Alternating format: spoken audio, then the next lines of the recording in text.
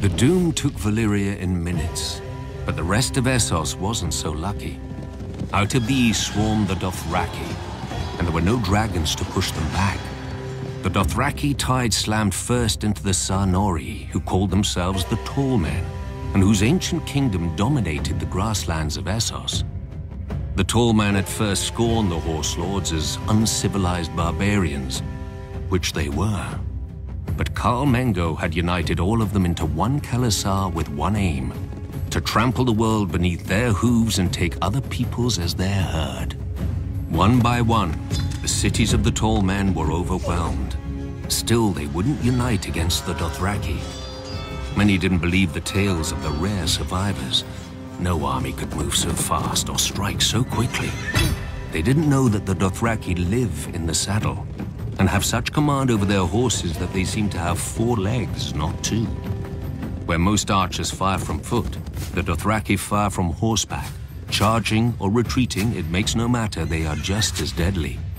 But the Dothraki prefer close combat, howling for blood as they ride down their enemies with their araks, and there were so many of them. When Khal Mengo's son, Khal Moro, laid waste to the waterfall city of Sathar, renaming it the Place of Wailing Children, the Tall Men finally realized their peril. Led by a High King, they assembled a great army to break the Khals once and for all, and met the Dothraki on what would ever after be known as the Field of Crows. The 4 Khals commanded almost 80,000 horsemen between them. The Tall Men had 100,000 foot soldiers, 10,000 armored riders, 10,000 light horsemen, and 6,000 scythed chariots. As battle was joined, the earth-shattering advance of the Tall Men's chariots smashed through the center of the Dothraki horde, the spinning blades on their wheels slicing through the legs of the Dothraki horses. When one Khal went down before them, cut to pieces and trampled, his Khalasar broke and fled. The chariots thundered after the fleeing horsemen, and the High King and his armored riders plunged in after them, followed by their foot soldiers waving their spears and screaming in victory. But it was a trap. The Dothraki were not fleeing, as the Tall Men realized when the Horse Lords suddenly turned their horses and unleashed a storm of arrows. 2 more Khalasars swept down on the Tall Men's flanks, while another attacked them from the rear, cutting off their retreat. Completely encircled, the High King and his mighty hosts were destroyed. The Tall Men had stood for thousands of years. Now the crows feasted on their corpses, as the Dothraki squabbled over their valuables. The common wisdom is that the Dothraki tide finally broke upon the spears of the Unsullied at Quohor, saving Essos from the Horse Lords. In truth, the days when the Dothraki could threaten the entire world had already passed. The great Khalasar forged by Khal Mengo had splintered into a dozen hordes after the death of the last great Khal, and the riders had resumed their petty feuds. The grasslands of Essos are now called the Dothraki Sea, but no more nations drown in it. Still, the Dothraki priestesses, the Dosh Khaleen, prophesied that one day the Dothraki will gather at Vaes Dothrak, their holy capital, and unite once more under the greatest Khal of them all, the stallion who mounts the world. He will lead their people to the ends of the earth and grind all nations to dust beneath them. I knew a Khaleesi who the priestesses said would give birth to this stallion. She didn't. No doubt the Dosh Khaleen have made the same prophecy before and will again. World conquest is an alluring dream, but few who dream it ever wake to its reality. Yet could the Dothraki, united behind one great leader, conquer the world? When I first came to Essos, I laughed at the idea. But now, most armies are either sellswords, paid to fight, who often refuse to die, or peasants called up from the fields and hovels. How long would those armies stand against the charge of 100,000 screamers howling for blood? How well would boiled leather jerkins and mailed shirts protect them when the arrows fall like rain?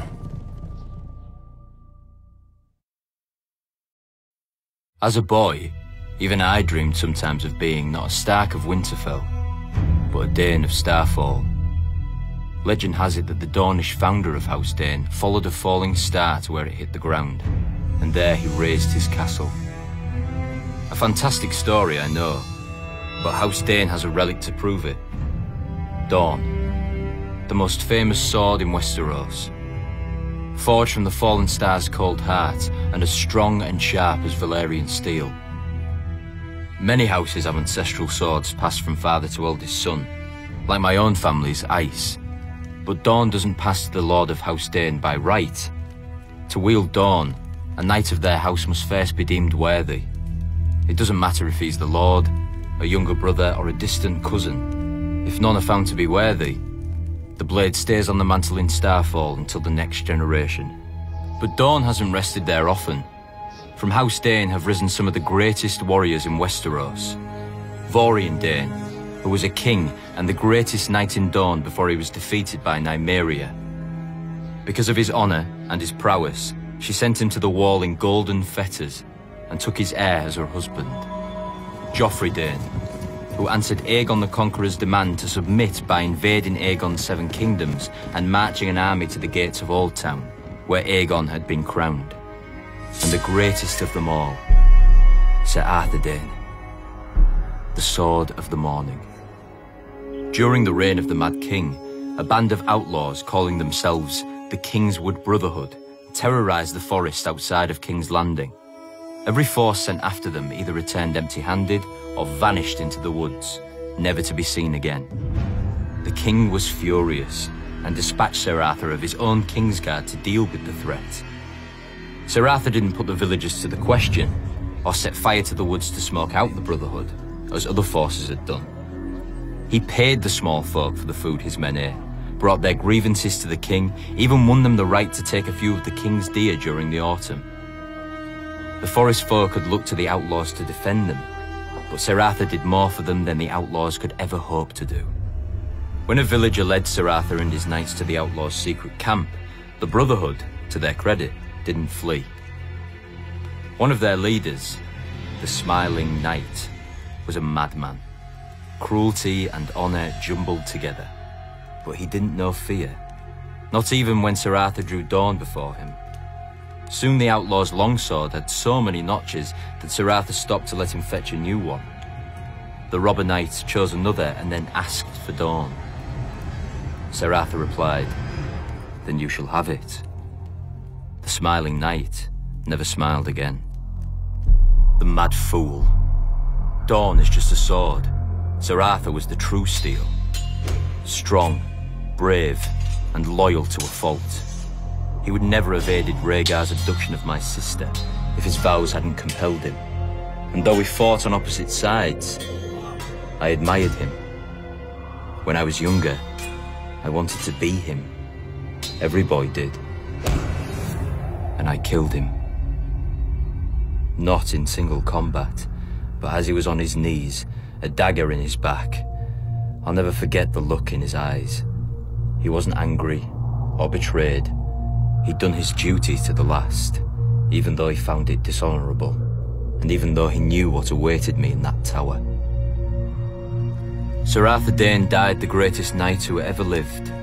After Robert's coronation, I returned Dawn to Starfall. One day, House Dane will raise a worthy successor to Sir Arthur. Until then, Dawn gathers dust above the fire, with the dream of every boy in Westeros. All across the Iron Islands, men sit around driftwood fires and drink to the old way. When the Ironborn were feared, wherever the waves were heard. When our strength was in our ships, not our stories. I don't blame them. Drinking to the old way is easier than living it. Our ancestors took to the sea because the Iron Islands are shit without the crops that grow from it. 30 cold, wet rocks off the coast of Westeros, and a dozen more clustered around the lonely light deep in the Sunset Sea. But hard places breed hard men. The first men feared the sea. They had walked to Westeros, and even their fishermen never left sight of shore. I wish I could have seen the face of the first watchman to see our ships climb over the horizon. He was not the last. No matter how dark the night, or how high the waves, come dawn, our prows cut through the morning mist and struck the beaches and riverbanks. Before the sun reached its height, we vanished again into the sea. Our longships filled with gold, food, scared children, and sobbing women. For thousands of years, the Ironborn reaped up and down the sunset sea, driving the men of the Greenlands far inland, or into walled castles where they paid us tribute. In the depth of winter we feasted, while the men who had planted and harvested crops starved. Their sons worked our mines, and their daughters warmed our beds. The stories claim that the Old Way died with Hearn the Black and his sons at Harrenhal. Our ships and axes were no match for Aegon's dragons, so our ancestors bent their steel into fishhooks and our kingdom into villages, and started telling the red tales around the fire of how we used to be strong, and how one day we would be so again. Generations later, a young boy listened to them. Dalton Greyjoy, the wild young heir to Pike, was rowing at 5 and reeving at 10 in the Basilisk Isles with his uncle. By 14, Dalton had sailed as far as Old Geese, fought in 12 battles, and claimed 4 soft wives. In his 15th year, he avenged his uncle's death in battle, but he took 12 wounds and emerged from the fight, drenched head to heel in blood. From that day forth, men called him the Red Kraken. During the Dance of Dragons, the Red Kraken picked the side that was fighting the Lannisters, and fell upon the Westerlands while the Lannisters were up at war. Casterly Rock itself proved too strong, once the Lady of the Castle barred its gates. But the Ironborn burned the Lannister fleet and sacked Lannisport, carrying off gold, grain, and hundreds of women and girls, including Lord Lannister's favorite mistress and all his bastards. The Red Kraken now ruled the Sunset Sea as his forebears had, and his longships again brought the Old Way to the coast of Westeros. But then the war ended, and the mainland armies came home. The Iron Throne commanded the Red Kraken to stop reeving, and when he didn't, a mistress opened his throat as he slept. While his son squabbled, the Lannisters sent their soldiers to the Iron Islands. Thousands of men, women, and children were put to the sword, and scores of villages and hundreds of longships were put to the torch.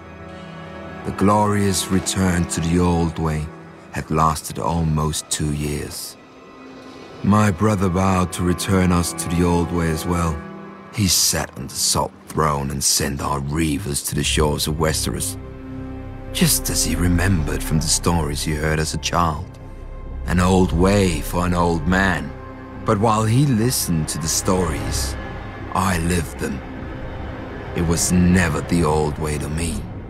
It was the only way. The North is the oldest and largest of the 7 kingdoms, but House Stark has not always held it. When Bran the Builder raised Winterfell and founded our line, we were vassals to the Barrow Kings, who claimed descent from the first king and thus dominion over all the first men. But after the long night, it was our house who built the wall and set the Night's Watch to guard the realms of men, whilst our king sat in his barrow. My ancestors eventually revolted, waging what singers call the 1,000 Years' War, to free our lands. Other families joined us, recognizing that the North is a cold and hard land and needed a king who served its people before himself. Finally, the last Barrow King bent the knee, and House Stark became the Kings of Winter. Yet we were kings in name only, for by then the North had fractured into petty kingdoms, and my ancestors would struggle to unite it again for thousands of years. Roderick Stark wrestled an Ironborn lord for Bear Island and granted it to House Mormont when he won. A younger son of our family, Carlon Stark, won his own keep after he put down a rebellion and founded House Karstark, one of the most powerful in the North.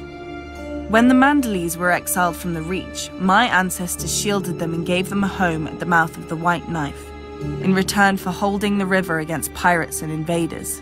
Now they're one of the wealthiest houses in the North. I'm not so naive to pretend that the entire North welcomed Stark rule.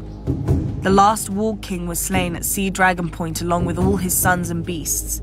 The last Marsh King died at the hands of King Rickard Stark, and House Reed has held the swamps of the Neck ever since. Houses Greenwood, Towers, Amber, Frost. None survive today as more than names in dusty old books. But my ancestors never wanted to destroy their foes' root and stem. The Umbers of Last Hearth and the Glovers of Deepwood Motte bent the knee and became loyal vassals of House Stark. The Red Kings of House Bolton wore cloaks made from the skins of Stark princes they'd flayed, and one of the Boltons was even known as the Red Arm because he liked to plunge an arm into the bellies of captive Starks and pull out their entrails with his bare hand. The North deserved to be wiped clean of them. Yet my ancestors spared them after their defeat because they believed the North couldn't afford to fight itself any longer. Time soon proved them right. When the Andals swept into Westeros, they obliterated all the kingdoms of the First Men except the North. Each of the southern kingdoms fought the invaders on its own, but the North fought as one. When the Andals tried to sail up the White Knife, the Manderleys fell on their ships.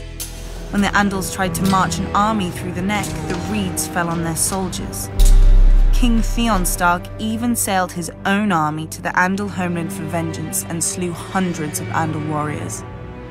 When he returned, he planted their heads on spikes along our coasts, a warning to other would-be conquerors. The warning was heeded for thousands of years, until Aegon the Conqueror. The south had already fallen to Aegon and his dragons, only the north remained. My ancestor, King Torrhen Stark, marched the north down to the Trident and beheld Aegon's army, larger than Torrhen's own by half, and with 3 dragons circling overhead. Many northern bannermen wanted to attack anyway, claiming northern valor would carry the day. Others wanted to fall back to Moat Cailin and make a stand there. But Torrhen had heard how the armies of the Rock and the Reach had burned on the Field of Fire, and had seen the fires still glowing beneath the rubble of Harrenhal. He knelt and laid his ancient crown at Aegon's feet, and rose a king no more but Lord of Winterfell and Warden of the North. Some northerners still sneer at my ancestor as the king who knelt, forgetting that because of Torrhen they're alive today to sneer. Their ancestors didn't leave their burned bones at the Trident, and their twisted swords didn't fill Aegon's new throne.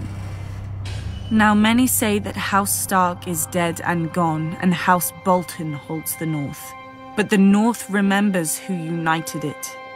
The North remembers who defended it, and the North remembers who stole it. Long ago, my ancestors spared the Boltons, trusting their oaths of fealty. I shall correct that mistake. Even the North can forget when there's nothing left to remember. Most houses take wild beasts for their sigils, calling themselves bears, lions, or stags, as if a cloth banner could make them so. That isn't the way of House Tarly. Our sigil is the huntsman pulling his bow, and it isn't some idle fancy. As soon as a son of House Tarly can hold a spoon, he gets a bow. As soon as the boy can sit a horse, his father takes him on a hunt. They return with a stag, a buck, a boar, a brace of pheasant, even if it takes days. Even if it takes a week. Even if it takes the boy's whole life. Horn Hill is ours. A fitting home for one of the oldest and most honorable families of the Reach. Legend has it that Harlan the Hunter and Herndon of the Horn, 2 sons of Garth the Greenhand, raised the castle in the Age of Heroes, and shared a home and a wife for 100 years. Most of the great houses spout such nonsense about their origins. At least my family doesn't claim some long-lost ancient crown like the rest of them. House Tarly breeds soldiers, not kings. When House Gardner ruled the Reach, we served them well and loyally. When House Gardner died, and Aegon gave the Reach to their stewards, the Tyrells, We serve them well, and loyally. We know our place, even if the Tyrell women don't. When Aegon's son faced rebellion from the Vulture King of Dawn, my ancestor, Savage Sam Tarly, led the royal forces on a vulture hunt. Heartsbane, our ancestral Valyrian sword and the pride of our house, soon ran red from point to hilt with rebel blood. When Robert Baratheon rebelled against Aerys, I led the Tyrell van and handed him his only defeat in the war at Ashford. But a hunter knows that a moment's slip can cost him the game. Great houses have fallen from a single weak heir. Samwell looked like a son when he was born, but he grew up plump and soft as a daughter. I'd catch him in the kitchen shoving cakes into his ever-growing mouth, or reading in the garden when he was supposed to be training. I brought masters at arms from all over Westeros to make a man of him. He slept in chainmail, bathed in bull's blood, was dressed in his mother's clothes and paraded through the castle to shame him into valor. He only grew fatter and more craven. I despaired of the future of our house until my wife gave me another boy, Dickon, a real son and worthy heir. Or he would have been, if Sam wasn't squatting in his way. One morning I had Sam brought into the woods outside the castle. I told him he'd given me no cause to disown him, but Heartsbane should go to a man strong enough to wield her. And Sam wasn't worthy to touch her hilt. Either he would take the black and renounce all claim to his brother's sword and title, or I would hunt him down like the pig he was. Of course, faced with danger and exertion, he chose the coward's path and waddled north to the wall. Some may call me cruel for what I did, but I don't care. I am responsible for House Tarly, as my father was before me and his father before him. If the hunter returns with empty hands, his family starves. If the warrior carries an empty scabbard, his home burns. House Tarly has stood for thousands of years. It will not fall on my watch, no matter how many tears my family sheds. Kingslayer. A word every man and woman in Westeros spits at me, though many can't even name the king I slayed. I understand. To them, I'm a symbol of everything they'll never have and a warning that'll never apply, so they can loathe me from the safety of their small lives. But when a dog goes mad, we put it down. Why not a king? I was never supposed to be on the King's Guard. Oh, as a boy, I dreamed of the White Cloak like all boys, but I was heir to Tywin Lannister, Hand of the King. If he forbade the tides, the waves would cease. Then I was 15, and my father was congratulating me on my new knighthood in the Red Keep. I wonder if that was the last time he was proud of me. That night, there was a knock on my door, and I opened it to find my sister Cersei disguised as a simple serving girl. I hadn't seen her since my father had taken her to court when she was 12. She had grown up, as had I. She told me that my father planned to marry me off to Lysa Tully, but she could arrange for the king to raise me to the King's Guard so I could stay in the city with her. All I had to do was agree. I made the obvious objections, our family, our father, Casterly Rock, until she asked, "Is it a rock you want, or me?" Come morning, she had my consent. I would join the King's Guard for her. I would forswear my lands and title for her. I would forsake our family for her. Soon a royal raven commanded my father to present me to the king during the great tourney at Harrenhal to say my vows. My father erupted in fury. He could not object openly, but he resigned the handship and returned to Casterly Rock, taking Cersei with him.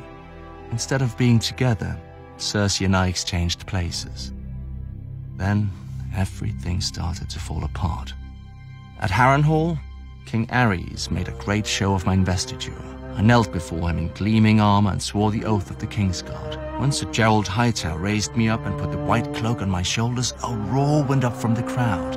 I admit, despite my father's anger, I was happy and foolish. That very night, Aerys soured, commanding me to return to the Red Keep to guard the Queen and little Prince Viserys. Sir Gerald offered to take that duty himself so I might compete in the tourney, but Aerys refused.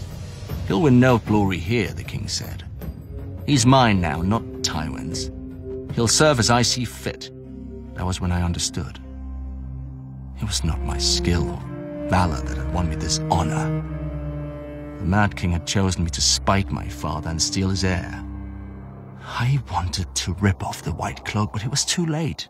A Kingsguard serves for life. So I upheld my oath, confined to the Red Keep where Varys could watch me and where the headsman could find me if my father displeased the king. I served the king's pleasure, as he burned Rickard Stark alive and strangled his son, inciting the rebellion. I defended the king's honor against courtiers as his generals lost battle after battle with Robert. I kept the king's secrets when his pyromancers hid caches of wildfire beneath King's Landing. I gave the king counsel when my father's army was at the city gate and Grand Maester Pycelle lied that my father had come to save him. Many forget that I also tried to defend the king from harm. When the Lannister soldiers poured through the gates, it fell to me to hold the Red Keep as the only Kingsguard in the city. I knew we were lost and sent to Aerys, asking his leave to make terms. My man came back with a royal command. Bring me your father's head if you are no traitor. Aerys would have no yielding. His pyromancer was with him, my messenger said. I knew what that meant. Aerys Targaryen was alone in his throne room when I found him, picking at his scabbed and bleeding hands. The fool was always cutting himself on the Iron Throne. Burn them, he kept muttering. Aerys had decided to let Robert be king after all, over the charred bones and ashes of King's Landing. He must have thought his pyromancer was near enough to obey him, but I'd killed him a few minutes before in the courtyard. As I approached the throne, sanity flashed behind the king's eyes for a moment, just long enough to read the look in mine. His eyes grew huge and the royal mouth drooped open in shock. He turned and ran. A single thrust was all it took to end the greatest dynasty the world had ever seen. Beneath the empty eyes of the dead dragons on the walls, the last Dragon King squealed like a pig and shat himself.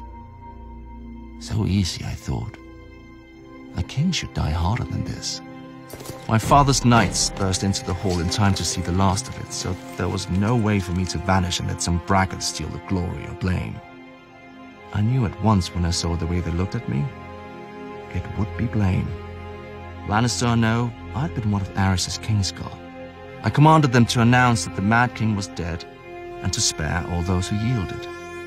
They asked me if they should proclaim a new king as well. I knew what they meant.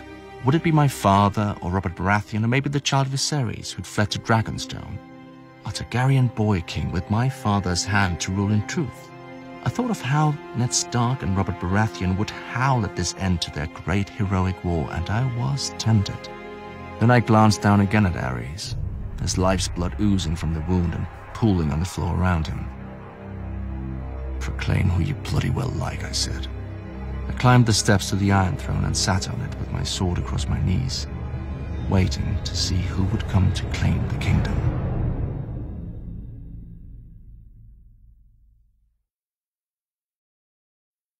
Westeros has 7 kingdoms, but the Iron Islands have hundreds. Every ship on the waves is a kingdom, and every captain on his deck is a king. Mainlanders will bow to a man whose only claim is dropping out of the right cunt. But the Ironborn spend their lives at sea. We know that if a captain is weak, his men drown. If he's foolish, his men drown. But if he's strong, his men carve their names into the world with blood, steel, and song. Any man with a ship may claim the Salt Throne, but the rest of the Ironborn have to give it to him in the Kingsmoot. Our priest claimed the first king of the Iron Islands was the Grey King, who ruled over the sea itself in the dawn of days. He took a mermaid to wife, and stole fire from the storm god, and carved the first ship from a demon tree that fed on human flesh. When he died, his 100 sons slaughtered each other until only 16 remained. Since none could overpower the rest in battle, they came together and chose the strongest to be their king. And so began the tradition of the Kingsmoot. A good story for children who don't know that grey is what men become after their strength has fled, or that brothers do not easily submit. Over the centuries, the Kingsmoot has raised the greatest of the Ironborn. Corrid Horror, whose word was law whenever men could smell the salt air or hear the crash of waves. He sacked Old Town and defeated the River King, taking 3 young sons as hostages. When their father's tribute was laid, Corrid cut out their hearts with his own hand. When the father marched for vengeance, Corrid smashed his army and gave this River King to the drowned god. Harwin Horror, born to a king who had a fleet he didn't sail and swords he didn't blood. As an unruly and worthless youngest son, Harwin was sent away to the east to vanish, and so he did. But when his father died, Harwin returned to the Iron Islands for the Kingsmoot. An elder brother objected, so an elder brother fell off a horse, and at the Kingsmoot no man objected. Harwin launched his father's ships for Westeros and took 10 times the Iron Islands from its weak lords, who never expected to face an Ironborn king as skilled on land as at sea. For Harwin had reaved with Eastern pirates and served with Eastern sellswords and learned more of war than the Ironborn could imagine. After Aegon and his dragons burned our last king, Harren the Black, and broke our armies, the defeated Ironborn chose my ancestor, Vakon Greyjoy, as Lord of the Iron Islands, not king. For centuries after, the Kingsmoot was a joke that the Ironborn didn't get. When a Lord Greyjoy died, the captains would meet and choose his eldest son to succeed him. Of course, they argued over it just long enough to show they weren't now like the very mainlanders they despised. Once more, we have a true king, my own brother Balon, who had the balls to seize the Driftwood crown, but not the brains to hold it. He is the first king the Iron Islands have had in centuries, and the fool would be the last. The Kingsmoot once chose him over me. They will not have that choice next time. No army in the Seven Kingdoms can match the pride and chivalry of the Knights of the Vale. After all, they were the first true knights in Westeros. The Knights of the Vale were originally the Knights of Andalos, an eastern nation whose people invaded Westeros thousands of years ago. From the sea, the Vale seemed to the Andals an ideal new home. A wide, fertile valley isolated from the rest of Westeros and its kingdoms by a great mountain range. The first men who held it, moreover, were sparse and divided, and waded into battle with bronze axes and armor that couldn't match Andal horses and steel. But what the first men lacked in weaponry, they made up for in ferocity.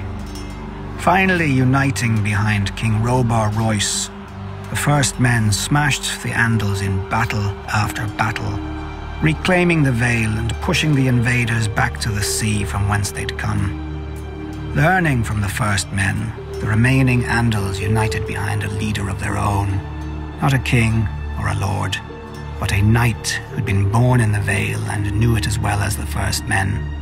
Sir Arthas Arryn, known as the Falcon Knight. The armies of the first men and the Andals met beneath the Giant's Lance to decide the fate of the Vale.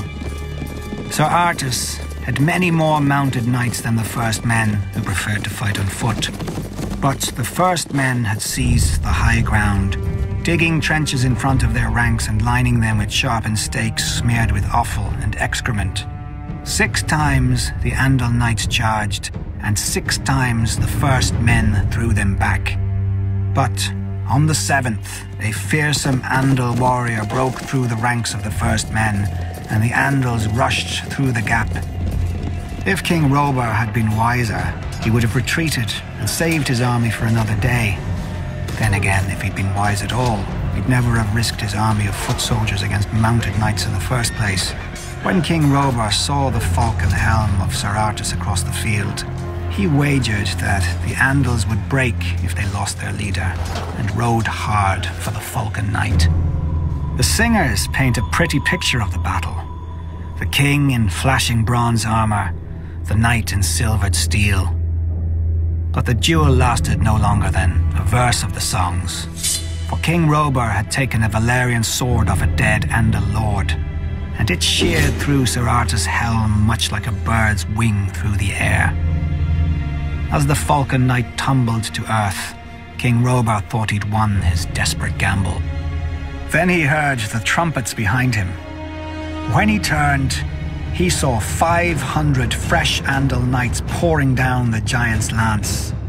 And the man at its head was also the man at Robar's feet.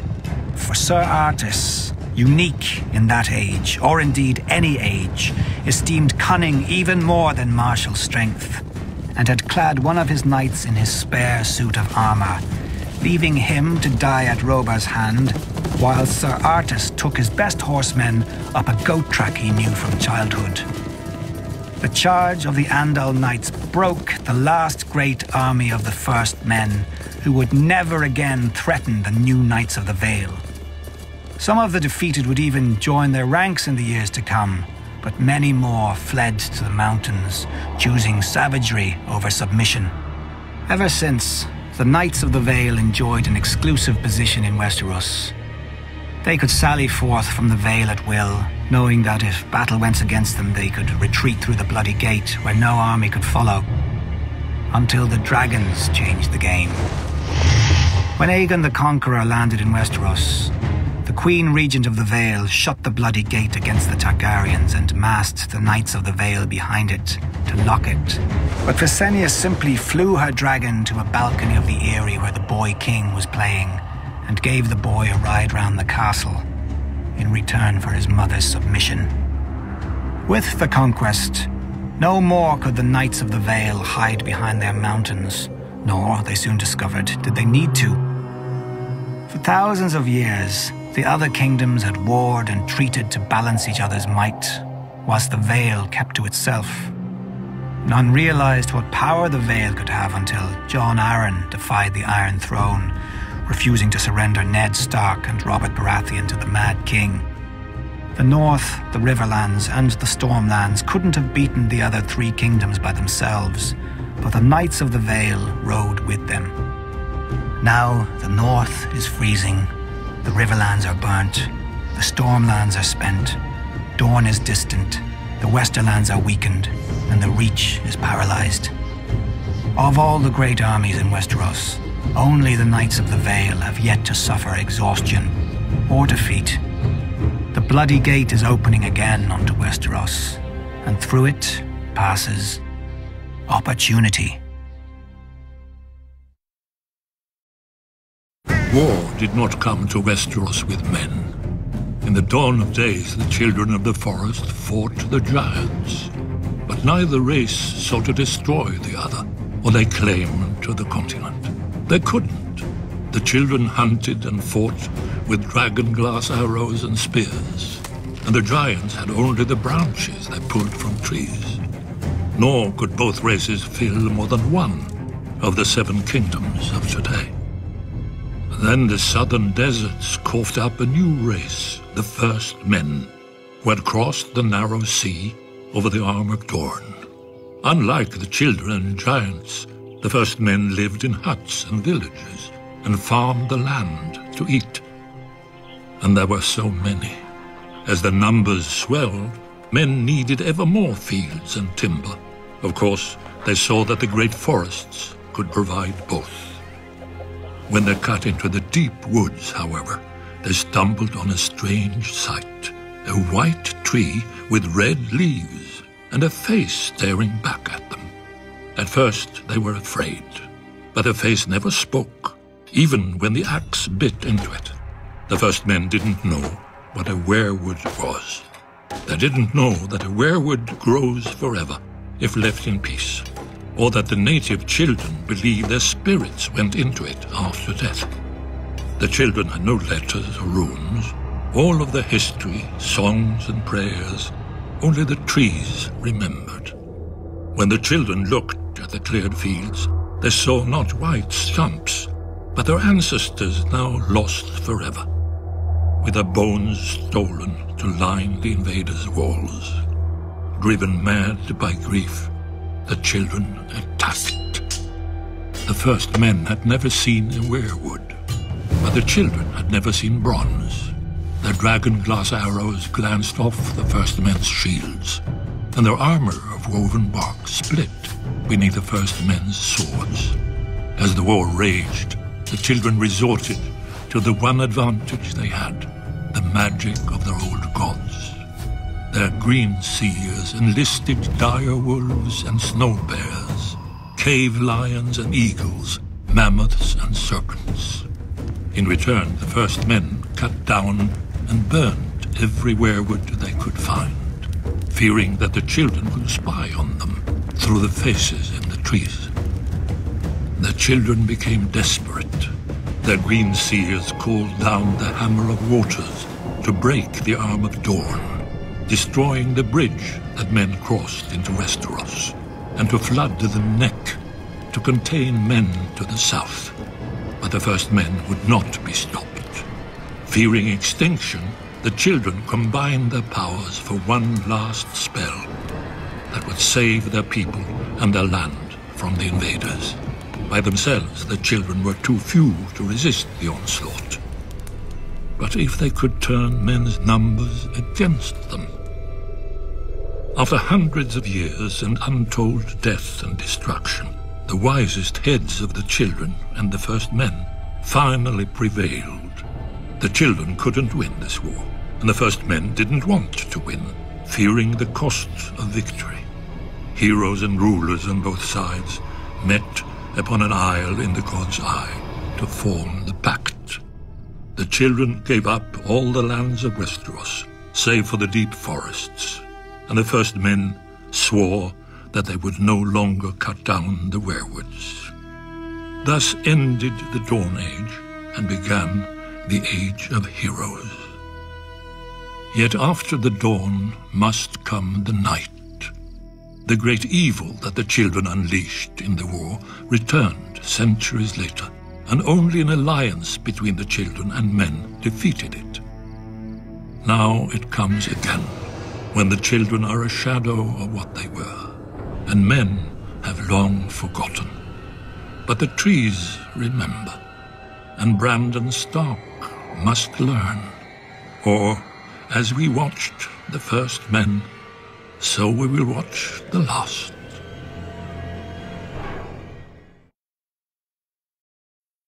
Without question, Old Town is the oldest, wealthiest, and greatest city in Westeros. Though King's Landing is more populous, and arguably more powerful. The city straddles the mouth of the Honeywine River, and the bounty of the entire Reach flows beneath its great stone bridges to ports that are renowned throughout the world. Thus we needn't speak more of them. More interesting is the history of the city. For none can say when it was founded. Many centuries ago, a few bold maesters sought out the children of the forest, who claimed that men have lived at the mouth of the Honeywine since the Dawn Age. Nonsense! Maester Jellicoe proved that the city began as a trading post, where ships from Valyria, Old Geese, and the Summer Isles put in to replenish their provisions and make repairs. Hence the most famous feature of the city, the High Tower, raised even before the city walls, as a beacon through the fog-covered waters. Originally built of wood and standing a mere 50 feet above the ancient fortress of its foundation, it is now thick stone and rises even taller than the wall. Those born and raised in Old Town can tell the time of day by where its shadow falls. But no maester can tell why. Even in our oldest records, the island on which it stands is called Battle Isle. What battle was fought there, and when? As for the ancient fortress that forms the tower's base, its walls and interiors are all of solid black stone with no hints of joins or mortar, and no chisel marks of any kind. We know it predates the tower itself by thousands of years, but who built it? How? And against what? The maesters who have studied it declare it to be a Valyrian construction, akin to Dragonstone and the Black Walls of Volantis. As is well known, the Dragon Lords of Valyria could turn stone to liquid with dragon flame to shape as they wished. Didn't one Archmaester link the fortress to the vanished maze makers of Lorath, and another maester to the legendary Deep Ones who inhabited the Iron Islands before the Ironborn? Both marginal opinions without common support. But of more importance than the origin of the tower is the family to which it gave its name. House Hightower, the ancient ruling family of Old Town, known for their prudence and love of peace. And pieces of gold. During the Age of Heroes, when Lymond Hightower saw the Gardener Kings conquering the Reach, he didn't beat them on the battlefield, but in the God's Wood.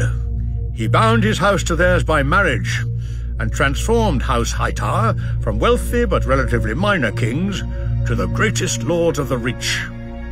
Thanks to Lord Lymond's foresight, Highgarden has always defended Old Town, allowing the Hightowers to focus on higher pursuits such as learning and trade. On that we agree. When the Andals invaded Westeros, Lord Dorian Hightower told his wife of 20 years that wars are bad for trade, and to make his point, traded her for a young Andal princess. When Aegon the Conqueror was earning his name, House Hightower traded its loyalty to the Gardeners for his confirmation of their rights, welcoming him with open arms and open gates. House Hightower bent the knee to Aegon to spare the city from his dragons. I would think such insinuations and insults beneath even you, Qyburn. And again, mockery of one's betters is the trade of fools. I wouldn't know. Perhaps if I'd studied at the Citadel as long as you, Grand Maester? The Citadel is the greatest seat of learning in the known world. Without it, and the maesters it trains, Westeros would be a land of superstition and ignorance. Like the ignorance that shrouds the Citadel's own birth? Even without records, we have more than enough reason to believe that the Citadel began as a court of scholars and priests, assembled by a second son of House Hightower. When he died, his elder brother raised the Citadel so that wise men would always have a home in Westeros, and could continue the inquiries and debates that had given such joy to his younger brother. His little brother's pets, as legend has it, he called them, and so the maesters have remained, only their masters have changed. Now they serve every lord with a castle, for a fee, of course, whilst the Citadel serves its own importance. Every word you speak merely validates your own expulsion from our ranks. Knowledge is validation enough. I assumed the world's greatest minds would agree, and perhaps they would if I'd met them. Old Town is a city for old men and old beliefs. But the world is changing. No matter how high the tower, the clouds will not hold it up if the ground shifts beneath it.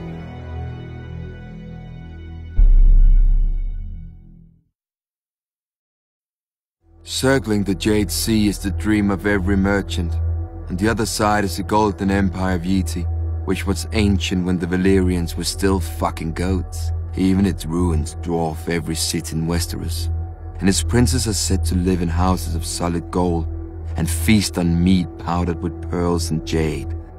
Foolish talk. If it were true, I would have visited them long ago. But a bold merchant will risk 2 years for one voyage, to fatten his holds with spices, gems, and silks, so that he never wants for anything again. To be fair, many never do, because my ship, Silence, finds them on their return. Their merchant dreams look so pitiful poured out on my decks. Not enough for any lifetime but their own. Traders from the Summer Islands make tougher prey.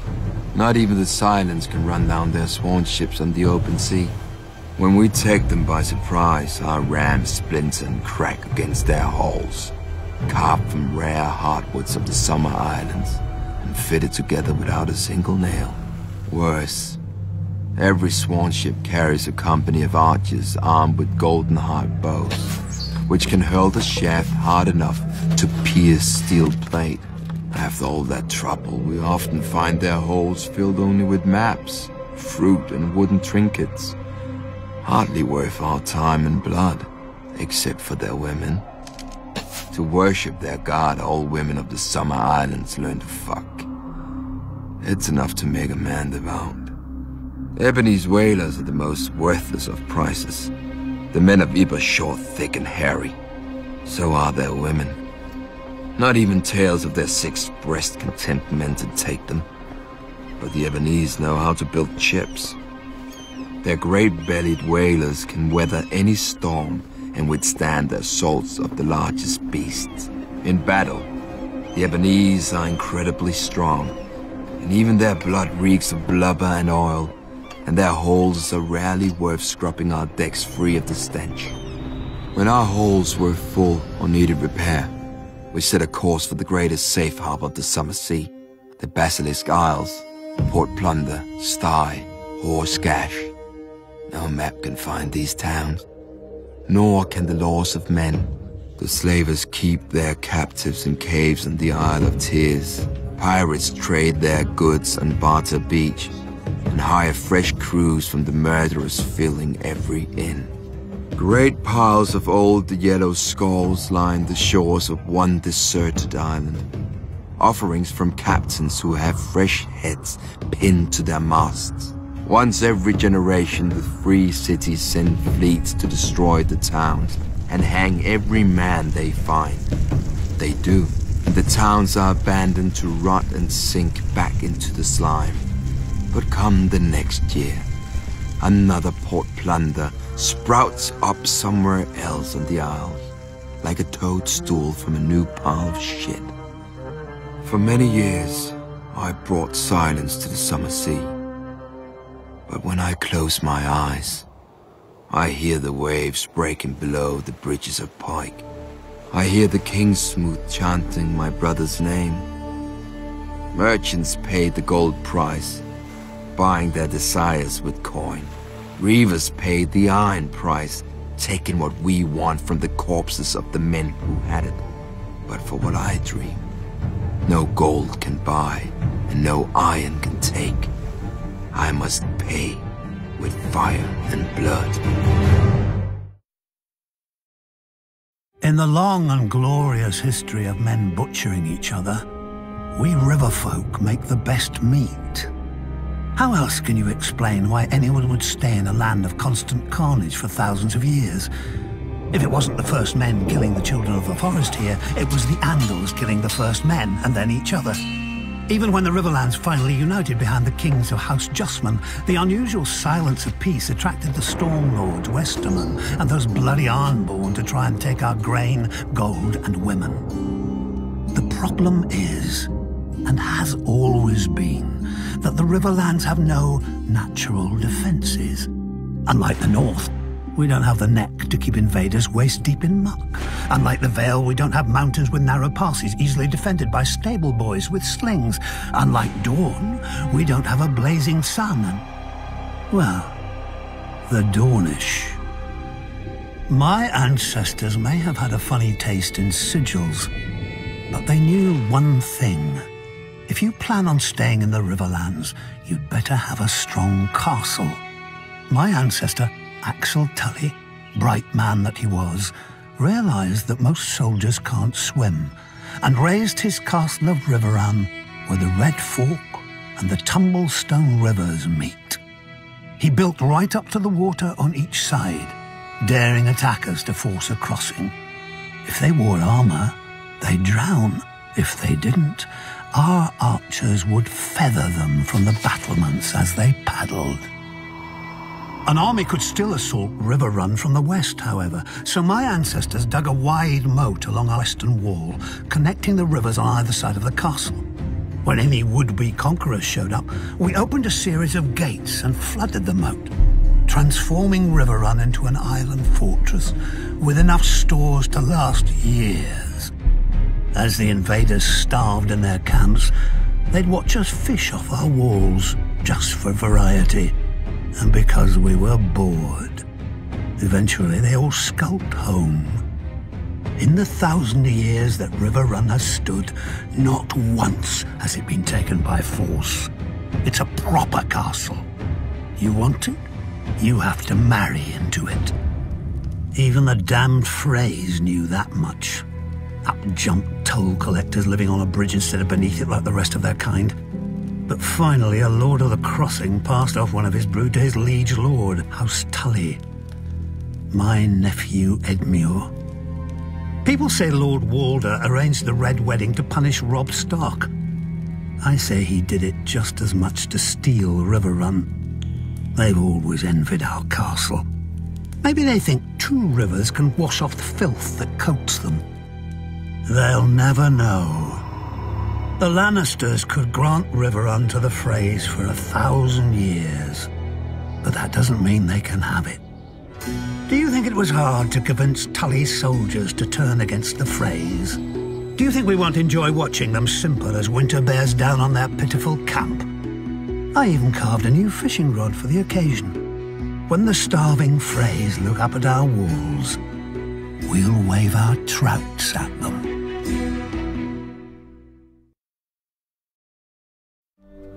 King Robert still lived, and Lord Eddard Stark had just survived an ambush by Jaime Lannister in King's Landing.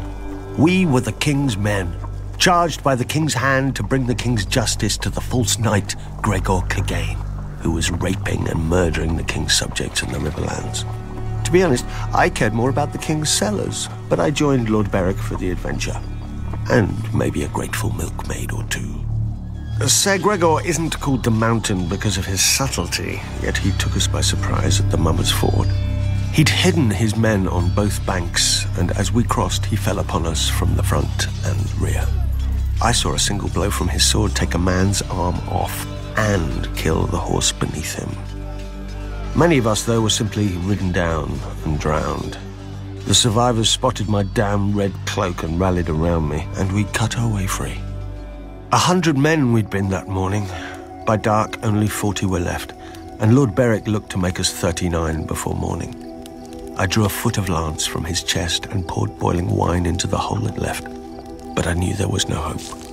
When his light failed, I shut his eyes, placed my hands on his cold chest, and mumbled a half-remembered blessing over his body, because he was my commander and my friend, and I didn't know what else to do. Then, I felt his heart thud beneath his breast. His body shuddered as the fire of life rekindled inside it. I used to joke that I became a red priest because the robes hid the wine stains, but the wine itself hid an unbelieving heart.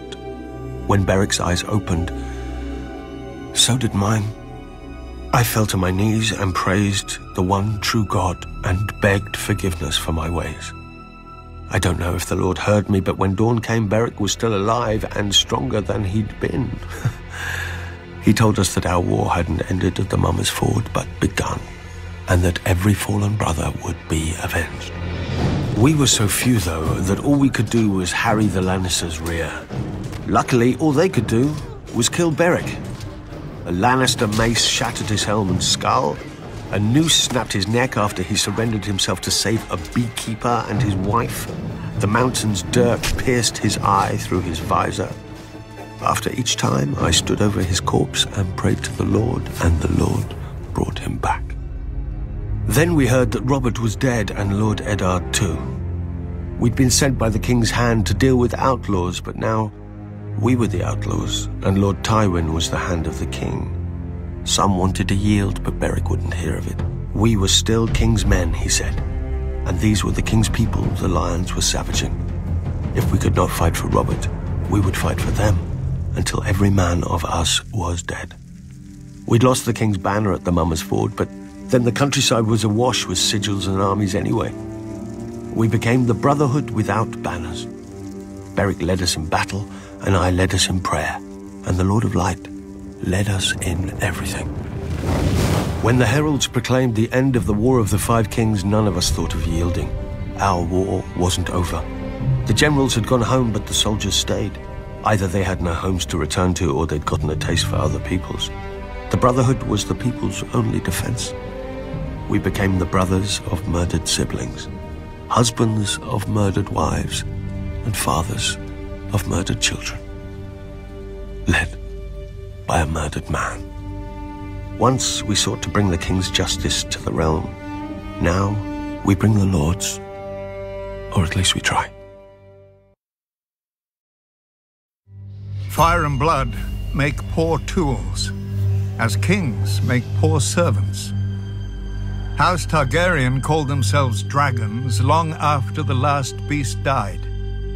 Perhaps it's only fitting that even their humility was monstrous. Men worshipped on Visenya's hill thousands of years before Visenya came and Baelor raised the sanctum that bears his name. The massive dome and towers of the great Sept of Baelor can be seen from anywhere in the city, but not from the vast countryside that paid for it. Its 7 bells can be heard as far as Dragonstone whenever a king dies, but none tolled for the stonemasons, glaziers, and smiths who built it. The Great Sept was built to impress upon a man how much greater the gods are than him. A noble goal, and in that it succeeds. Within the main chamber, the sun streams through a 7-pointed star to illuminate the 7 towering over mortals. The crone with her lantern for lost souls, the mother with her welcoming arms, the father with his scales of justice, the maiden with her purity, the warrior with his sword, the smith with his hammer, and lastly the stranger with his shrouded face. Pilgrims cross the 7 kingdoms to light candles here at the feet of their gods, but these aren't the gods. The 7 aren't encased in stone in the Great Sept any more than the souls of dead kings are in the tombs below it. To steward his monument to vanity, Baelor summoned the High Septon of the Faith from his ancient seat in Old Town and gifted him with ornate robes and a crown of crystal and gold. And like a fool, the High Septon put on his lord's motley and danced at his lord's table. And with each passing year, the High Septons fell ever lower. How can the flock be kept safe from wolves when the shepherd sleeps in their den? Baelor himself appointed a simple-minded stonemason, believing him the smith reborn. And when he died, Baelor replaced him with an 8-year-old boy, whom Baelor had seen speaking with doves that answered with the voices of the 7.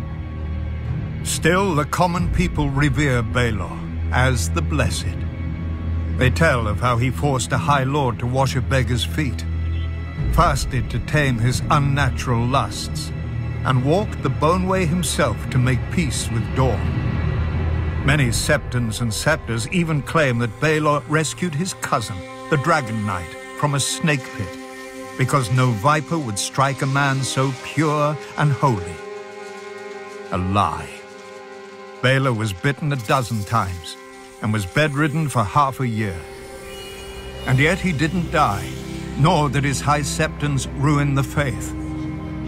Blessed Baelor's statue may greet men outside the doors, but when men enter the Great Sept, they don't see the gold or the crystal or the ambitions of a humble member of a powerful dynasty. They see the gods. They feel awe at the divine majesty and their own insignificance. The gods work through Baelor's pride and vanity as they work through all of us. For the faith is more than a sept. The faith is more than a High Septon, more than all the Septons and Septors who preach to the living, more than the silent sisters who prepare the dead. The faith is the will of the gods, and we are all its instruments. Kings and beggars, lords and cobblers, lions and sparrows. Men called me the Spider long before I came to Westeros. As a young thief in Pentos, I seemed to have 8 hands, each dipped into a stranger's pocket. But the other thieves didn't appreciate my skill, and they had size and strength that I couldn't match. When they discovered why, I was beaten and told that a eunuch boy doesn't belong in the streets, but in the brothels, as any slaver would know. I managed to escape them, and took to sleeping in the sewers by day and prowling the rooftops by night. Barely one step ahead of starvation, much less slavery. Then I met Illyrio Mopatis. He was a bravo who lived by his sword, but his mind was sharper than his blade. I proposed an arrangement. I would spy on lesser thieves and steal their takings. Illyrio would offer help to the thieves' victims, promising to recover their valuables for a fee. Soon every honest man knew to come to Illyrio, whilst the city's cut purses sought me, half to sell me what they had stolen, and the other half to slit my throat. Sadly for them, Illyrio needed my throat more than he needed theirs. Most thieves, like most men, are fools who think no further than turning a night's plunder into wine. Luckily, as the other thieves had reminded me, I was not a man. Nor were those I hired with the gold we earned. I chose the smallest orphan boys and girls, the ones who were as quick and quiet as me, and taught them to climb walls and slip down chimneys. My little birds left the shiny trinkets for common thieves, and instead stole letters, ledgers, and charts. Secrets are worth far more than silver or sapphires. Later, I taught my little birds to read the letters themselves and leave them where they lay, so no one would know of our intrusion. Illyrio and I grew so rich that Illyrio wed a princess of Pentos, whilst whispers of my talents reached the ears of a very anxious king across the narrow sea, who did not trust his son, nor his wife, nor his hand. Nor should he have, as I told him once I arrived and raised more little birds. They thought it the most amazing game to discover all the secret tunnels through the Red Keep, and listen to all the whispered secrets from within the castle walls. I often wonder what became of my little birds once I left King's Landing. Most likely they returned to Flea Bottom, or worse, grew up. One day I'll hear their song again. Until then, well, the world never lacks for orphans. Little birds sing in the west, and little birds sing in the east, and a harpy flies into a spider's web. The War of the Nine-Penny Kings, they called it.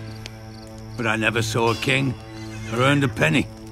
After the war ended, I heard it all started when an exiled royal bastard raised an army of sellswords, and the rightful king sent his own army to stop an invasion. Sounds simple the way the maesters tell it, but an army isn't like a dog that comes when you whistle. The king calls on great lords, who call on lesser lords, who send out their captains to round up all the peasant men on the land the lord claims to own. If the lord is wise and generous, his new soldiers are given steel swords and wooden shields to fight his battles. Most of our army fought with sharp sticks. Singers still sing of the valiant heroes made in the war. Sir Brynden Tully, the Blackfish, Sir Tywin Lannister, and Prince Aerys Targaryen, Sir Barristan Selmy the Bold, who slew the bastard Pretender and ended the war at a stroke. But the king whose crown we were defending never came. He mattered too much, I suppose. His hand commanded the crown's armies and died valiantly in his son's arms. Or so the singers say. I never saw that either. I did see the soldiers when they came to our village. They declared I was too young to fight, but my brothers and friends were all going and I wouldn't be left behind. My oldest brother said I could be his squire, though he wasn't a knight, just a potboy armed with a stolen kitchen knife. He'd never need it. I saw him collapse on the march from fever, along with many from our village. I saw our shoes fall apart on the road, our clothes rot off our bodies, and half of us shitting our beds from the sickness and fear. And then we got to the war. In the stepstones, I saw a mace cave in my last brother's head. I saw the lord who led us there cut down and some other lords shout that we were his now. One day I looked around and realized all my friends and kin were gone. I was fighting beside strangers under a banner I'd never seen. Didn't know where I was or how to get home. When a lord rode up shouting at us to form ranks with our scythes and hoes, I couldn't remember which side I was on. Then the knights came down on us, faceless men, all in steel, and the thunder of their charge filled the world. I closed my eyes. Years later, after the war had faded into songs, I opened them again and saw what I had done and what I had become in the war and since. I went looking for a way back home. I know I'll never reach it, but that doesn't mean I don't need a guide.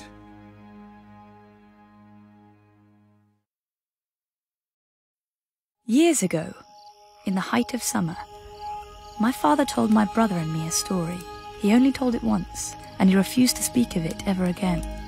When he was a young man, in the year of the false spring, a great southern lord held the largest tourney Westeros had ever seen, in the largest castle Westeros had ever seen. Knights and lords from across the 7 kingdoms made their way, drawn by the spectacle and the size of the champion's purse. Even the king was rumoured to be attending, though none had seen him in years. Ours is a small house, and my father had come only to be part of the magnificence, whose like he'd never see again. One afternoon, he was walking across the field, enjoying the warm spring day, when he was set upon by 3 squires. None were older than 15, yet all were bigger than him. This was their world, as they saw it, and he had no right to be there. They snatched away his spear and knocked him to the ground, cursing him for a frog-eater. Every time he tried to rise, they shoved him down and kicked him when he curled up on the ground. But then they heard a shout. "That's my father's man you're kicking!" howled the she-wolf. Lyanna Stark, the young daughter of Lord Rickard Stark, Warden of the North and my father's liege lord. Lyanna laid into the squires with a tourney sword, scattering them all. My father was bruised and bloodied, so she took him back to her tent to clean his cuts and bind them up with linen. There, he met her brothers, Wild Brandon, who led them, the quiet Eddard, and Benjen, who was the youngest of the 4. That evening, there was to be a feast in Harrenhal to mark the opening of the tourney, and Lyanna insisted that my father attend, as he was of high birth with as much a right to a place on the bench as any other man. She was not easy to refuse, this wolf maid, so my father borrowed suitable clothes from Benjen and went up to the great castle. Under Harren's great roof, my father ate and drank with his fellow Northmen. A black brother beseeched the knights to join the Night's Watch, to snickers and smiles. Prince Rhaegar sang a song so sad that it brought tears to Lyanna's eyes. But when Benjen teased her for it, she poured wine over his head. Lord Baratheon drank down a night of skulls and kisses in a wine cup war. My father remembered a beautiful woman with purple eyes, who danced with Sir Barristan Selmy and several others. As the end of the evening approached, Brandon Stark asked her for one more dance on his shy brother's behalf, and so Eddard Stark shared the last dance of the celebration with Lady Ashara Dane. Abruptly, the hall went quiet. The Mad King had come after all, and was now entering the hall with his Kingsguard. He hadn't left the Red Keep in years, and none could believe the state of him. His long yellow fingernails, tangled beard, and ropes of unwashed, matted hair made his madness plain to all. Nor was his behaviour that of a sane man, for in the blink of an eye he could go from hysterical laughter to weeping to rage. But when he commanded Sir Jaime Lannister to kneel before him and swear the oath of the Kingsguard before half the lords of the realm, a cheer burst from the crowd, for Sir Jaime was much admired for his courage, gallantry, and skill with a sword. Amidst all this merriment, my father spied the 3 squires who'd attacked him, attending their knights. Lyanna saw them too, and pointed them out to her brothers. "I could find you a horse and some armour that might fit," Benjen offered. My father thanked him, but gave no answer. Our people sit a boat more often than a horse, and our hands are made for oars, not lances. Much as he wished to have his vengeance, he feared he would only make a fool of himself and shame his people. Eddard had offered my father a place in his tent that night, but before my father slept, he knelt on the lake shore, looking across the water to the Isle of Faces, and said a prayer to the old gods. The next day in the tourney, the 3 knights whose squires had beaten my father unseated their opponents and earned a place among the champions. But late in the afternoon, As the shadows grew long, a mystery knight appeared in the lists. He was short and clad in ill-fitting armor cobbled together from different suits. On his shield was painted a heart tree of the old gods, a white weirwood with a laughing red face. The mystery knight dipped his lance before the king and rode to the end of the lists, where the 5 champions had their pavilions. You can guess the 3 he challenged. Whoever the mystery knight was, the old gods gave strength to his arm. All 3 knights fell before him. None were well loved, so the common folk cheered the Knight of the Laughing Tree, as the new champion was soon called. When his fallen foes sought to ransom their horses and armor, the Knight of the Laughing Tree's voice boomed through his helm and told them, "Teach your squires honor. That shall be ransom enough." Once the defeated knights chastised their squires sharply, their horses and armor were returned. And so, my father's prayer was answered. The king was furious. In his madness, he suspected a traitor in his midst. Perhaps even the newly made Sir Jaime Lannister, whom he had already sent back to the Red Keep. That night, the king asked Lord Robert Baratheon to take to the lists and unmask the mystery knight, declaring him no friend of his. But the next morning, when the heralds blew their trumpets and the king took his seat, the Knight of the Laughing Tree had vanished. All they ever found was his painted shield, hanging abandoned in a tree. My father's tale ended here. He never spoke more of Harrenhal, though he must have seen Prince Rhaegar's victory. Some whispered that Prince Rhaegar himself had arranged the entire tourney in secret, as a way to gather the great lords and address his father's apparent madness, perhaps even remove him from the Iron Throne. But when I asked my father about this, he only shrugged sadly. What Rhaegar intended, none can say, but all know what he did.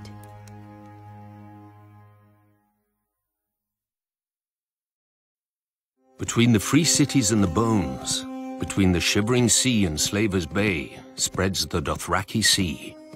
Named not for its waters, but for how freely its conquerors roam upon it. A traveler on the Dothraki Sea will find few villages and no farms, because the Dothraki view it as a sin to cut into their Mother Earth with plows and shovels, and the Dothraki know only one punishment. The closest the Dothraki approach to civilization is Vaes Dothrak. Though to outsiders it doesn't look like a city. There are no walls, because the Dothraki believe only cowards hide behind them, instead of facing an enemy blade in hand. But the Dothraki couldn't do that here either. Within the bounds of the city, no one, not even the mightiest Khal, may carry a blade, by order of the priestesses of the Dosh Khalim. Not that any enemy would be foolish enough to attack the sacred city of the Dothraki in the first place. 2 giant bronze stallions rear over the entrance to the city, their hooves meeting in the air to form an arch, the famous Horse Gate. Through it is the God's Way, but the Dothraki drag the sacred idols of the cities and peoples they've broken. Along one side, stone gods look down on you from cracked thrones with chipped and stained faces, their names lost to time. Across the road, monsters watch you pass, black iron dragons with jewels for eyes, roaring griffins, manticores with barbed tails poised to strike, and other terrible beasts from every corner of Essos. But there is nothing to fear. If these gods and devils had any power, they would never have ended here. Not all foreign gods in Vaes Dothrak are broken. In the famous eastern and western markets, merchants worship their god of trade with the sufferance of the Dothraki, who themselves don't understand buying and selling. The western market is a great square of beaten earth filled with animal pens, drinking halls, and a maze of stalls and crooked aisles. Even goods from Westeros find their way here, though the merchants who sell them wouldn't know a Lannister from a Frey. The eastern market is fittingly a stranger place. The elders of the Dosh Khalim view it with suspicion, and most Dothraki stay away. They aren't wrong. The great elephants, the basilisks and silver cages, and the striped black and white horses of the Diogus Nai are harmless enough.